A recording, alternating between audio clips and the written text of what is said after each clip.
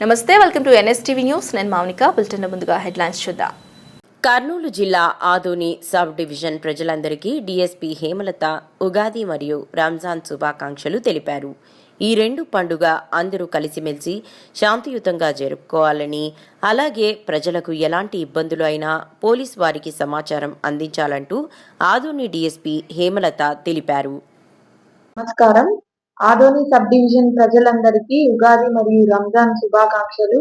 ప్రజలందరూ శాంతియుతంగా ఈ రెండు పండుగలని ఎంతో సామరస్యంగా జరుపుకోవాలని మా ఆదోని పోలీస్ వారి తరపు నుండి, కర్నూలు పోలీస్ వారి తరపు నుండి మనస్ఫూర్తిగా కోరుకుంటున్నాము.